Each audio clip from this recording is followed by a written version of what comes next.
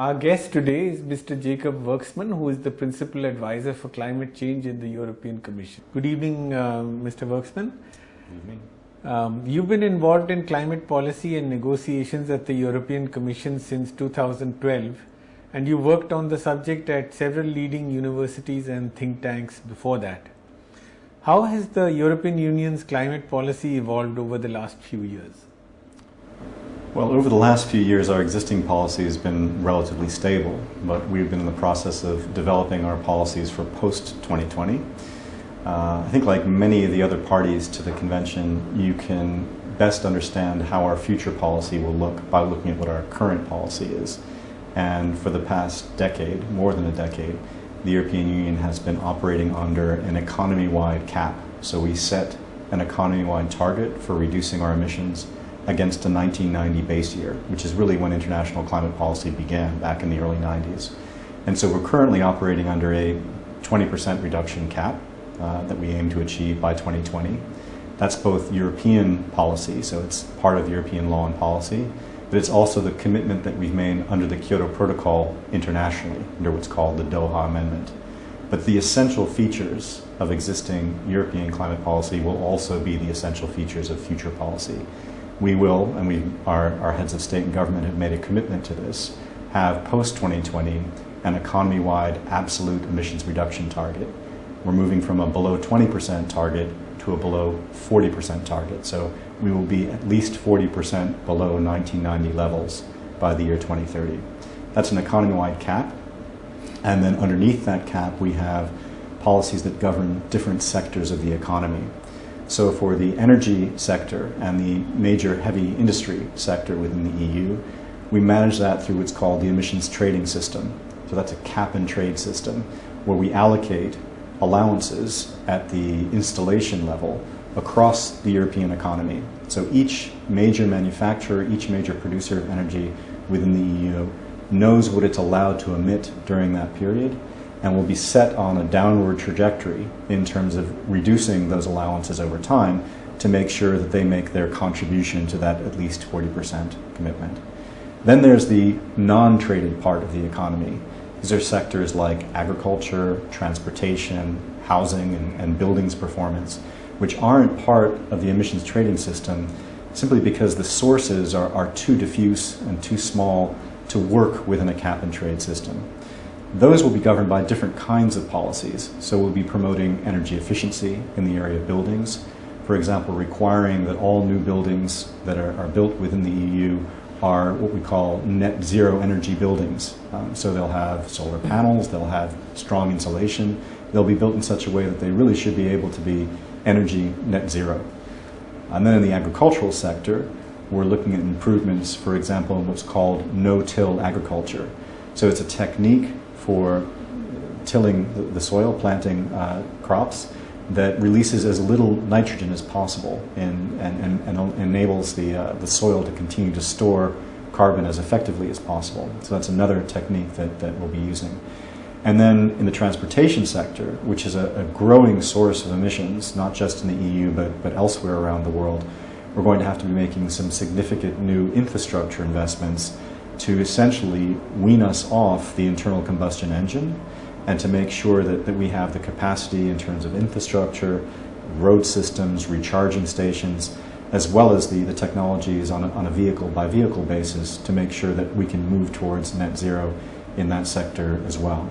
So it's a mix of policies, some of which will be very new and some of which will rely upon sort of tried and true policies that the EU has had in the past. So all of that's under development at the moment. We've made that at least 40% commitment, as I said, but we'll have more legislation in the pipeline post-Paris to help demonstrate how it is that we'll actually get to those significant, ambitious new reductions over time. Has the recent fall in petroleum prices been a setback for low carbon growth? Well, it certainly changes the balance of what we call the carbon price. In many ways, we're counting on fossil fuels becoming more and more expensive, in part due to increasing taxes and other measures that would create incentives for people to consume fossil fuels less. So the discovery of more reserves of oil and gas around the world has brought prices down and does make that more challenging to make sure that the carbon price is driving us towards a low carbon economy. The good news is that some of that price drop has been through the discovery of natural gas, which is a very important transition fuel. It helps to wean us off coal and oil, which are very fossil fuel, very carbon intensive fossil fuels, towards cleaner natural gas. And it helps us then transition towards the net zero pathway. I think the biggest boost from an economic point of view of having lower carbon prices is that it helps us, but also other economies, wean ourselves off fossil fuel subsidies. So the lower the price of fossil fuels to the consumer at the end of the day, the more that the consumer can afford to do with less government subsidies. And that over time, we hope, as the prices of carbon fossil fuels rise again, will mean that that incentive, that price incentive, will be stronger to help us shift away from oil and gas to alternative forms of low carbon energy. So coming to the Paris summit in November, what are the EU's expectations? Well, our expectations are high, but we also think that they're achievable. It's an incredibly important moment in international climate policy and politics. It's a policy moment because we are looking forward to a point where we will be developing a new regime that will take over in many ways from the Kyoto Protocol, but also provide an important addition on top of the Framework Convention. And 2020, when the new Paris Agreement will enter into force, provides that very important policy moment because it's the end of the Kyoto Protocol's second commitment period. From a political point of view, it's a very important moment in time as well because for the first time we have many of the major economies, the countries that are the primary source of greenhouse gas emissions, aligning at the political level with a commitment to do things both domestically but also to join in an international cooperative effort globally. So we have, for the first time, a U.S. administration with a president that's made this an absolute top priority for him towards the tail end of his tenure. We have the leadership in China also, primarily for domestic reasons, but also because they want to make a contribution globally, committing to significant new policies and wanting to participate globally in making those policies known and felt. We have the EU, which we believe has always led both domestically and internationally on this issue, signing up to what we think is a very ambitious target as well in the post-2020 period, while continuing to implement and bring into force the Kyoto Protocol. And very importantly, as I'm discovering here in my trip to India, very strong new domestic policies, commitments by the government to bring forward the very impressive missions that they stated a few years ago into a package of policies that will make a big difference and provide an opportunity for Indian leadership as well. So it's the coming together of these different political strands, leadership from both industrialized but also the emerging economies, that's providing a very unique opportunity in Paris that we have to grab while we have it. You said at the CII Sustainability Summit yesterday that the Paris Agreement should be fair, that there should be no backsliding, and that countries should agree to have their progress independently reviewed. Mm-hmm. Can you tell us why this is so important? It's important for us to have broad and effective participation in the Paris Agreement. And for that to happen, it has to be broadly perceived as being both an ambitious and a fair agreement. So the public at large, but also those governments that are committing in the way that I've just described to deep transformations in their economy, have to be convinced that this will be part of an effort that will in fact put us on a trajectory towards a stable climate system. And that's a very, very big lift, and what Paris has to signal is that we are on that pathway. But it also has to be seen that that pathway is being shared out fairly amongst all members of the international community. And part of sending that signal that it will be a fair agreement is all the countries that currently have, like the EU does, like the United States does, economy-wide aspirations, commitments, pledges to continue on that path and to bring their emissions as an economy down in a stepwise fashion towards a zero emissions result. So they will have to continue, in other words, to take the lead. As industrialized countries that have been regulating greenhouse gas emissions, they have to continue on that pathway in a way that's clear and clearly presentable to the international community. Our expectations of the emerging economies are growing, but they still have to recognize that they are developing countries that have, in many circumstances, poverty eradication as their primary obligation, the primary obligation of their governments. And so they can't be expected to pull the same weight as quickly as their developed country counterparts. So from there, we expect to see targets, obligations that aren't necessarily economy-wide in nature, but rather pick out those sectors of the economy where the government can clearly achieve those dual goals of both cutting emissions as well as, for example, in India, providing access to the poor for energy, many times for the first time, in a way that's safe and reliable. So an example of that would be the solar mission here in India, where you see that convergence of government priorities of poverty eradication and low carbon growth, green growth, that could make up what would be a credible commitment by India internationally. Is the EU satisfied with the offer from China? China made an impressive offer as part of these international negotiations, impressive in a number of ways. First, it came early, and that was a very, very important signal. You'll remember that the US and China had a summit at the end of last year, well before the Paris Agreement, announcing their intended nationally determined contributions. That wasn't their formal commitment to the UN, but it was a clear signal from the leadership of both countries of what they intended to do. But coming in early, as a developing country, as an emerging economy, but still classified as a developing country under the Framework Convention, was a very important signal to the rest of the world that this would be a new kind of agreement. It wouldn't be one that in the past, as the Framework Convention did and the Kyoto Protocol did, focused exclusively on industrialized countries, but would broaden its base of participation. So coming in early was a very important part of the Chinese offer. Speaking of peaking, as the Chinese INDC does, of a peaking year, of beginning to plan your economy in such a way that signals that you are in fact weaning yourself off the dependency on fossil fuels, is another very impressive aspect of the Chinese commitment. Now, there are many who would debate as to when China would have peaked naturally as a result of its significant investments in alternative forms of energy. And there's some would question whether they might not peak before 2020, before 2030, as they've announced their intention to do in their INDC. But still, the whole concept of peaking is one that sends a very powerful signal for an economy that is growing at its rate in an energy-intensive way that China is growing, to say that we really are planning now our economy towards an end, essentially, to dependency on fossil fuel is impressive itself.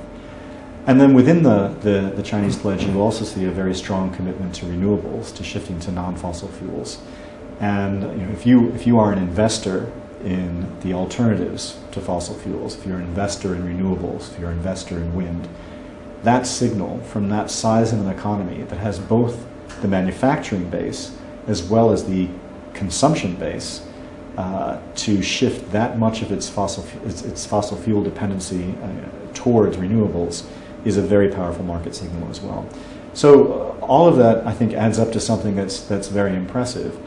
Of course, as we move towards where we are now, towards 2020, towards 2030, towards 2050, China is going to be increasingly the primary source of global emissions of greenhouse gases, even with these efforts that it's making.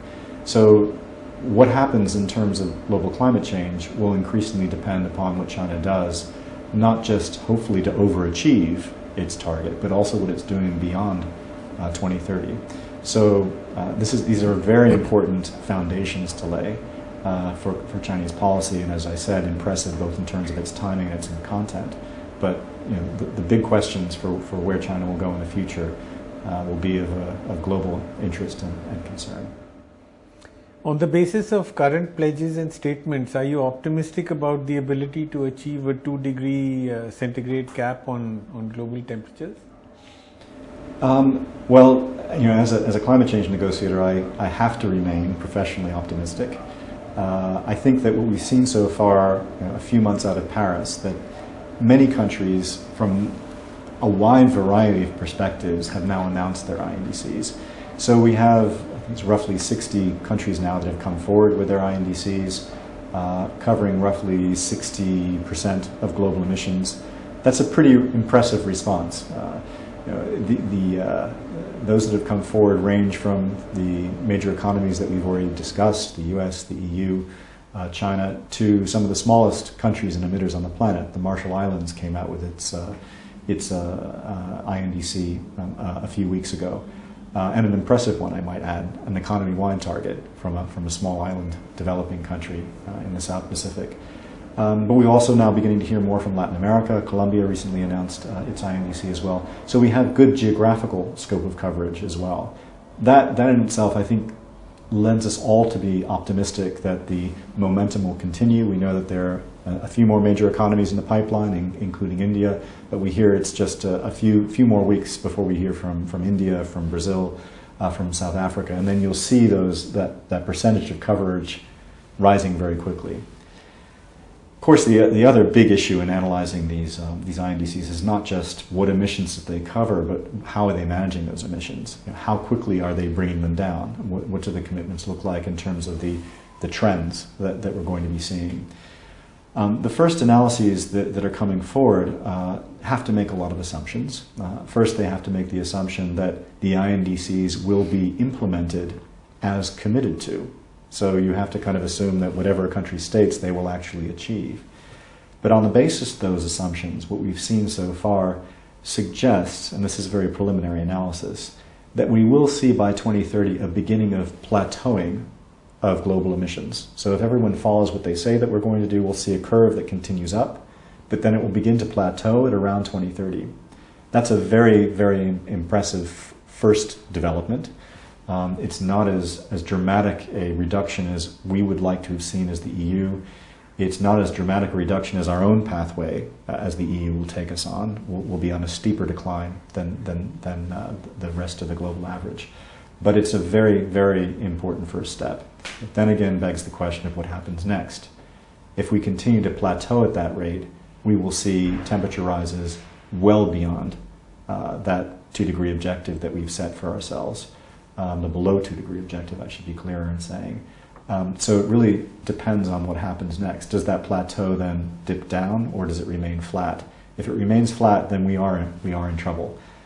So a lot of what you build confidence in terms of predicting of what happens next is whether that set of commitments that we've seen so far signal a tipping point. Is it a plateauing, or is it a genuine tipping point where we'll see those emissions begin to decline almost in the absence of additional policy signals? And here I'm really showing my optimism, but I do think Paris will reveal a number of very important tipping points. The first of those is regulatory, and I've kind of described this already by saying that we expect by Paris to see 70–80% of global greenhouse gas emissions regulated as greenhouse gases for the first time. Many of the countries that will have come forward with INDCs will not have regulated CO2. It's not a pollutant other than the impact that it has on the climate system. Once that logic is in place, that you're regulating greenhouse gases in order to prevent dangerous climate change, that's a very important regulatory tipping point. It means you are committed over the long term, essentially, to be part of a global partnership, but to make a significant contribution to that global partnership, to bringing global emissions down to near zero levels. That's the only way that we'll meet the Convention's objective. But there are a number of other tipping points, I think, that will happen in Paris as well. The other is a political tipping point. I think after Paris, it will be impossible for any global leader to take the stage and to deny that climate change is happening and that their country has a role in preventing it from happening. I think Paris will see enough global leaders taking the stage and saying the opposite. Climate change is a problem. It's a problem that we all have to tackle together. And my country my society has a significant role to play in doing that. And I think post-Paris, that will be irreversible. The third tipping point is one that has to do more with technology and markets. I think the Peruvian and the French presidency have done a tremendous job in gathering other participants in responding to this challenge, not governments, but civil society, businesses, local authorities that are doing a great deal, even in the absence of or in anticipation that their governments will act. And this is already sending some very powerful signals to markets, saying that there is a class of consumers here that is demanding increasingly low-carbon products and services. And the market is beginning to respond, and you'll see the market players there in Paris showing how they're responding to that demand. And that means that we're seeing tipping points in terms of the availability, the accessibility, and the affordability of the technologies that will be part of this path towards a low-carbon future. And I think that will be very well demonstrated in Paris as well. So that the combination of those tipping points, regulatory, political, technical, market-based, will mean that Paris will have a much bigger story to tell about where we're going in the future than simply the aggregation of the targets from the INDCs themselves. After the recent meeting in Addis Ababa, the outlook for climate finance in terms of the overall financial envelope seems quite positive. What is the current level of commitments, and how will this go up to 100 billion in 5 years? Right. Well, I mean, there are two parts to that question. One, I agree with you. I think Addis did send a positive signal, a recommitment from the traditional, conventional donor community to development assistance. And doing that through support for the Sustainable Development Goals that we are about to agree and endorse in a few weeks' time. Those Sustainable Development Goals, as you know, have already begun to integrate climate change into our concept or perception of what sustainable development means. So they have a very strong low carbon dimension to them, but they also have an awareness that we need to be able to adapt as we invest into development to the predicted changes that will come with a changing climate. So we have both adaptation and mitigation, the cutting of emissions, the preparing for the impacts, mainstreamed into our concept of what sustainable development is. So if you combine that with the support from Addis and the recommitment from the conventional, traditional donor base to those objectives, you've got a good mix, as you say, for seeing increasing climate finance over the years. Those are broad-based general political commitments. The EU was very proud to have been a group of countries that recommitted in particular to the 0.7% of GDP official development assistance goal in Addis, and that was recognized by the international community. And that means that we can be confident that climate finance development assistance will continue to flow.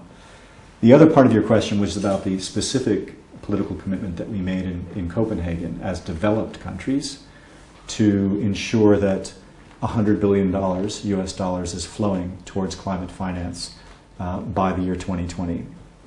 Now, that was a very important high-level commitment to make in Copenhagen. It was a very important part of the momentum that's kept this process going since then. But it's a quite complex one to understand. It was made at a high level, but it was made in a way that we didn't fully understand what we were committing to, either as donors or as recipients. We talked about $100 billion US a year. We talked about it coming from a variety of sources, both public and private, and those private sources are those that would be mobilized by public policy or public finance. And at the time, we didn't really know what that meant, and we didn't know how to measure it. What's happened since then is we're getting a lot better of understanding what the current levels of public climate finance are, where they're coming from, and how effectively we're being in using that money to mobilize private finance. There's a very important OECD study that's coming out in the next couple of weeks that will provide a snapshot answer to your question of how far along are we now as developed countries towards reaching that $100 billion goal. It's important to keep in mind that the $100 billion goal is one that was set for 2020. So it's not one that we need to demonstrate that we have achieved in Paris, but we do have to demonstrate credibly that we're on the way in Paris. So from this study, we hope to see some sense of where we are with much clearer set of methodologies that will help us to track progress credibly in the future towards that goal. I don't want to prejudge what that study might say. I haven't personally been involved in it. I don't know exactly what the numbers will be that it reveals, but it will reveal that we are making significant progress towards that goal. I'm confident of that, and that the EU in particular, which is the world's largest provider of both development assistance as well as climate finance, will have kept to its commitment to its promise and will be providing a very significant share of what's measured. We know in the EU what we're doing. The missing part of the picture is what the developed countries as a group is doing. One of the reasons that we are more confident year on year what the EU is providing is that we as the EU, with regard to the budget that the EU spends collectively, have made a commitment of providing 20% of our overall budget to climate-related investments, both internally within the EU, but also very importantly through the development assistance that we provide to the EU budget. That means both that we have confidence that our contribution as the EU will rise over time, but also that we'll get better and better at tracking it, because we have to report to the European Parliament on a regular basis how we are making progress towards that internal 20% commitment of overall budget that we've made for climate finance. How will this additional finance, a very substantial amount, be allocated? Will it be sectorally or geographically, nationally? And who's going to decide? Well, this is another complex question. So the $100 billion commitment in Copenhagen indicated that it would be provided by developed countries to developing countries. So we know that it will be allocated to developing countries. And that it would go towards a combination of mitigation and adaptation. So we have some sense of what it's going to be spent on. It's not just about reducing emissions. It's also about increasing resilience. Beyond that, what we'll see, I think, in part from this OECD study, is that the flows arrive through investments in multiple different institutions in terms of their input, and then they flow out according to many different priorities and criteria. So you have centralized within the budgets of the multilateral development banks, and then the new institutions that we've created, like the Green Climate Fund, a significant chunk of the public portion of that $100 billion. The priorities for how that money will be spent, which countries are eligible, which sectors are going to be prioritized, the balance between adaptation and mitigation will be determined by the individual boards, the governance structures of those different entities. So we know the GCF, for example, the Green Climate Fund, which was established in the past couple of years in part to help us to fund the Paris Agreement, its board has decided that it will provide a balance, 50-50 balance between mitigation and adaptation. The other multilateral development banks are all ramping up their climate finance, but whether their boards choose to have a 50-50 split or not will be up to them. And those boards, all of those boards, are managed by a mixture of rich countries and emerging economies and poor countries as well, so they will have to decide that allocation collectively. In terms of which countries will be eligible for that finance, that's also determined by the bank's boards, by bilateral assistance, which is the next big chunk, including European bilateral assistance of that public funding. And there we can only kind of notice some trends. There is a significant trend in much of the bilateral assistance that we see today, away from emerging economies and middle-income countries, and increasingly towards the least developed countries and to Africa. That's because this is the kind of the rarest form of development assistance. It's grant money, it's highly concessional loans, and most governments have decided that if a country is large enough, their economy is large enough to be, for example, a major source and target for foreign direct investment, that it has many more opportunities to raise and attract that funding than if they're a least developed country with a market that is still not well formed, that still doesn't have significant FDI, foreign direct investment, as a potential source. So that is definitely a trend that you're seeing in bilateral assistance. In the multilateral context, like the GCF or the World Bank, I think that the dynamics are a bit different. There you might see governments collectively as the board deciding that what they want to invest in is the cheapest, highest level of emissions reductions, for example, as quickly as possible. You won't find those emissions reductions opportunities as much in least developed countries as you will in the major economies or the middle income countries, where you've got rapidly growing energy demand. You've got, in some circumstances, very outdated technologies where you could achieve energy efficiency gains very, very quickly. So that will be for them to decide. I don't think the outcome in Paris will be setting in detail either priorities in terms of the balance between mitigation and adaptation, or be determining in detail eligibility criteria. What we would like Paris, however, to signal is that the contributions of the traditional or conventional donors, the developed countries as we called them in Copenhagen, should no longer be seen as the only potential source for climate finance. We are already seeing a growing amount of South-South cooperation of countries like China, like India, being proud of the way in which they can use what they have learned to help less fortunate, less well-developed countries around the world. Those South-South flows are in existence, they're growing, and they're being institutionalized more and more. So we see the rise of the new development bank that the BRICS countries have set up, this new Asia Infrastructure Investment Bank in China, where all of the major emerging economies are parties, and some of our member states are participating as well, for example, in the AIIB. That role needs to be encouraged and, we think, recognized post-2020 as a very important contribution of climate finance. And now, what are your expectations of India and India's INDCs? Well, we're all waiting with a lot of anticipation for India's INDC, and the past 2 days here in Delhi have helped us to better understand that there is a broad set of stakeholders in India that are anxiously anticipating the government's announcement as well.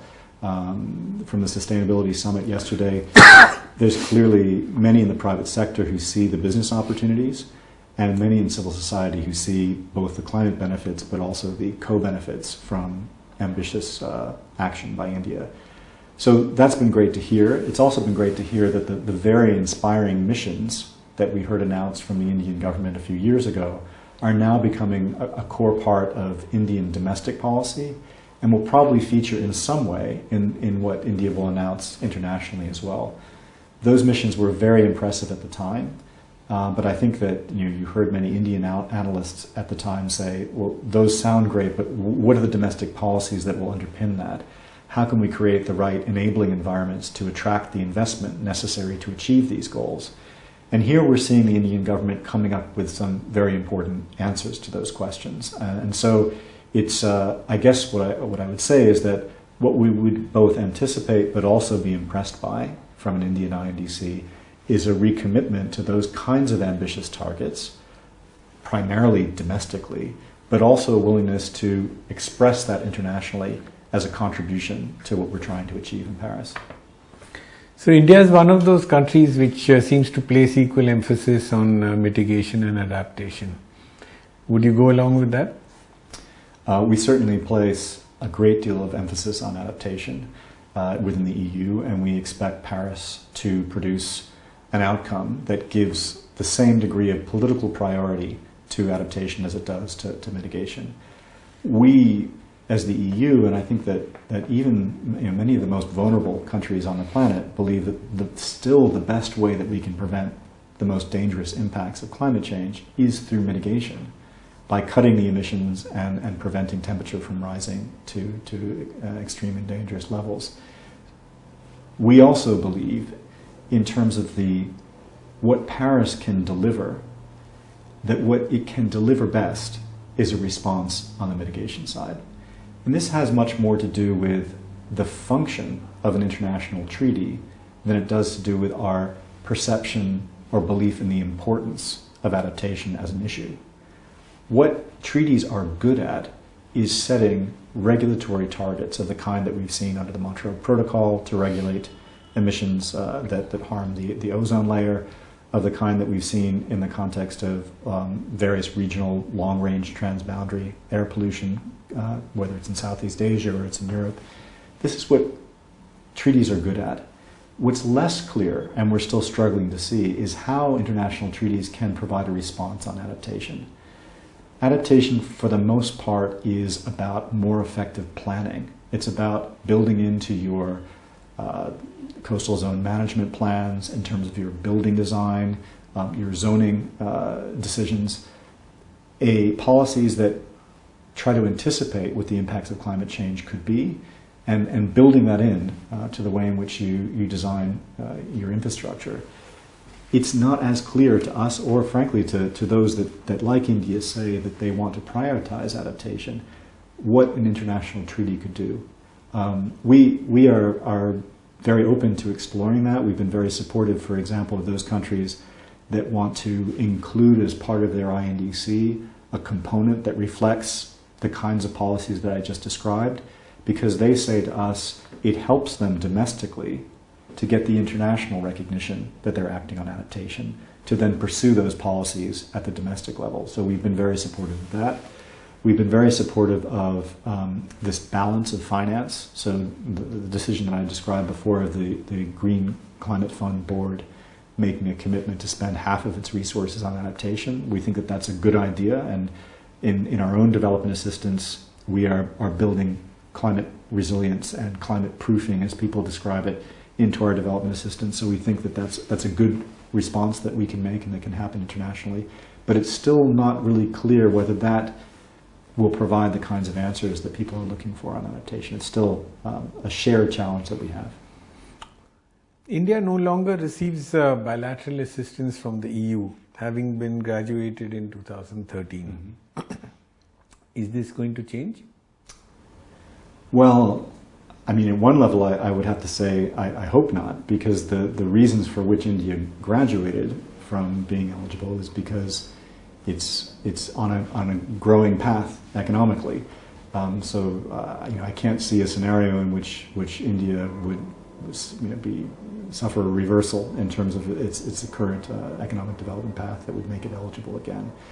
But I mean, not being directly eligible for the kind of assistance that India has received in the past doesn't mean that it isn't eligible for new kinds of partnership.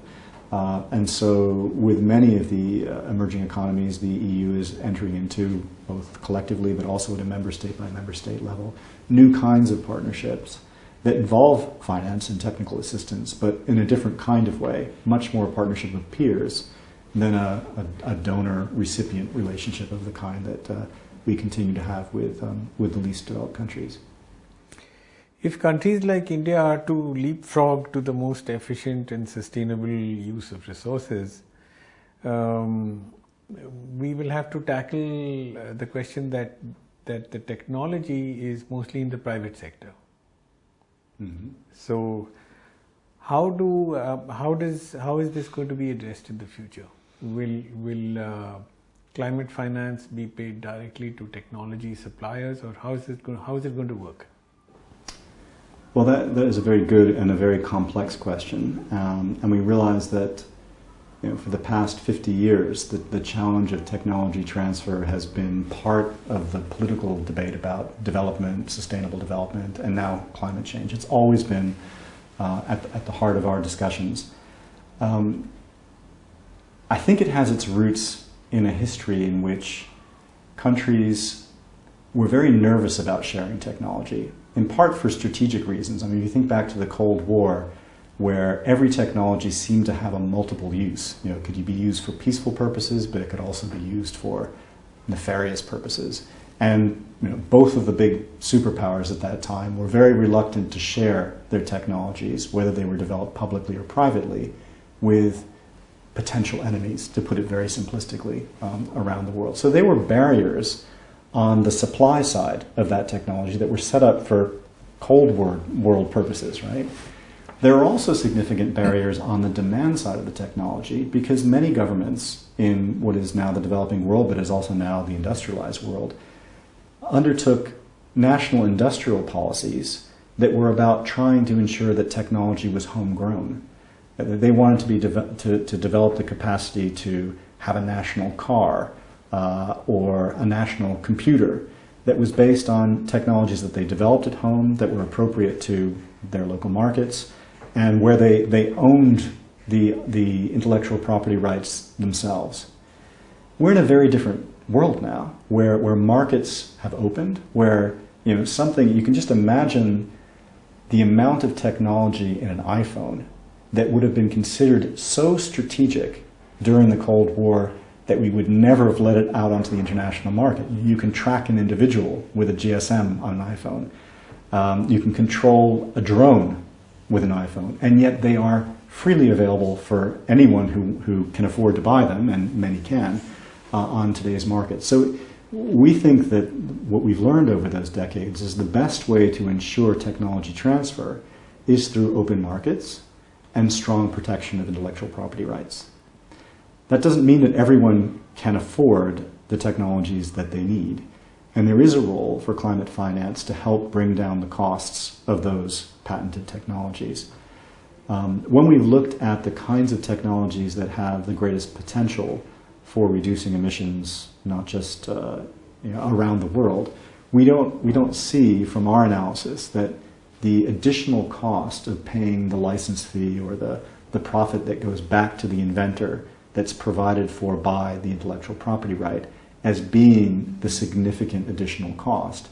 It's much more in the materials, it's in the cost of transport, it's in the cost of the hardware, but it's not associated with the intellectual property rights.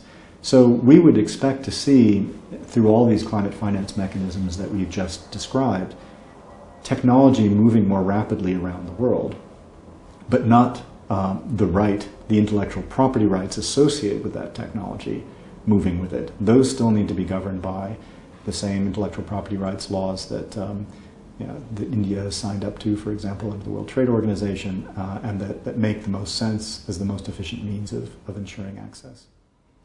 India's Environment and Climate Change Secretary, Mr. Lavasa, said yesterday that technologies could be developed and widely available. Mm-hmm. And how do you react to this idea? Yeah, I think he was pointing to a different challenge. If I understood him, and he gave a very impressive and passionate presentation, which was more sort of at the upstream of technology, the research and development challenge. We don't have all the answers at the moment. I mean, even in areas that are relatively well developed, like photovoltaics, we haven't necessarily developed the applications that we need to be as effective, for example, in a rural off-grid setting in India or in Africa as they are effectively working on households in Europe at the moment. So there's a lot more research and development in many areas of low-carbon technology where we need to invest more to improve those technologies. If you move from the pretty well-known sector of photovoltaics into the more sort of future world of, for example, carbon capture and storage, where we have to acknowledge that as much as we want to wean the world off coal and oil, we're going to be using it for many decades into the future. And so therefore we need to find ways in which we can capture either at source or at point of combustion the CO2 that's associated with those technologies and store it underground safely. Those are areas that are in great demand for more research and development before we can fully commercialize those technologies. There, the EU and countries around the world are very eager to collaborate with others on research and development. And where you can imagine systems as we've had in other areas of technology where the basic innovation is made available widely, and then the innovations on top of that basic new technology are subject to patenting and commercialization. So you share the basic foundational platform for the research, and then you invite the private sector in to develop that to the next stage of commercialization, to get it at a cost that people can afford, and they get rewarded with the IPRs. Who will hold those IPRs in the future? is very unclear. The level of patenting in India is rising dramatically as India's economy rises, and as well as other parts of the world. So whoever may hold that IPR is anyone's guess, but whoever holds it, I'm sure, will want to be able to protect it and to be able to commercialize it effectively. The EU's Horizon 2020 research program is one of the biggest in the world. Would you see more funding for climate research? I don't know the details of what the immediate plans are for Horizon 2020, but it would be subject to this 20% commitment.